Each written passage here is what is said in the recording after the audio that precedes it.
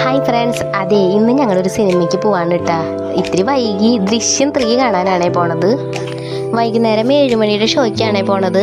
ഞാനും ഐഷയും ഉണ്ണിയോളും എല്ലാവരും റെഡിയായി നിൽക്കണ്ടേ. ഐഷയും സുന്ദരി റെഡിയായിട്ട് അവരുടെ വീഡിയോസും ഫോട്ടോ എടുക്കലാണേ കാണുന്നത്. പിന്നെ അശ്വതി ചേച്ചി ലിനി ചേട്ടനും പിള്ളേരൊക്കെ ഉണ്ട് സിനിമയ്ക്ക്. അപ്പം അമ്മേനെയും പിള്ളേരെയും ആനിയേനെയും അവരുടെ കാറിൽ വിടാമെന്ന് വിചാരിച്ചു. ഞാനും ഐഷയും വീഡിയോസൊക്കെ എടുത്തിട്ട് വണ്ടിക്കും പോകാമെന്ന് വിചാരിച്ചു.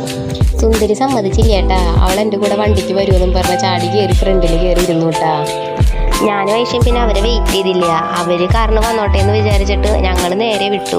എവിടേക്ക് സിനിമയ്ക്ക് പോകണേന്ന് പറഞ്ഞില്ലല്ലേ. നമ്മൾ ജോഷ് മാളിലേക്കാണ് കേട്ടാ പോണത്. ജോഷ് മാള് നിങ്ങൾക്കറിയില്ലേ, അങ്കമാലിക്കാരുടെ സ്വന്തം ലുല്ലുമാളെന്നാട്ടാ ജോഷ് മാളിനെ വിശേഷിപ്പിക്കണത്. വണ്ടി പാർക്ക് ചെയ്തിട്ട് ഞങ്ങൾ മുകളിലേക്ക് പോയിട്ടാ. 3rd ഫ്ലോറിലായിരുന്നേ cinema. ഞങ്ങൾ വന്ന ടൈം കറക്റ്റായിരുന്നു. പക്ഷെ ഞങ്ങളുടെ കൂടെ ഉള്ളവർ വന്ന സമയം ശരിയായില്ല കേട്ടോ. അവരൊരുപാട് ലേറ്റായി വരാൻ. സിനിമ തുടങ്ങിയായിരുന്നു. അവരുടെ കയ്യിലായിരുന്നു ടിക്കറ്റ്. അവർ വരാണ്ട് ഞങ്ങൾ അവിടെ ചെന്നിരുന്നിട്ട് സുന്ദരിക്ക് ബോറടിച്ച് തുടങ്ങിയിട്ടാ. അമ്മ എന്താ തുടങ്ങാത്ത, എന്താ കയറാത്തതെന്ന് ചോദിച്ച് ഭയങ്കര ശല്യമായിരുന്നു. എന്നിട്ട് പിന്നെ ഞങ്ങൾ അവർ നോക്കാനായിട്ട് ഞങ്ങൾ ലിഫ്റ്റിൻ്റെ അവിടെ വന്ന് നോക്കി. അപ്പം ഉണ്ട് ഇതാ വരുന്നു അവർ. അതെ, എൻ്റെ പുത്രനെ കണ്ട ഇത്രയും നേരം കിടന്നുറങ്ങിയിട്ട് സിനിമ കാണാൻ കയറാറായപ്പോൾ ആൾ കണ്ണു മിഴിച്ചുട്ടാ.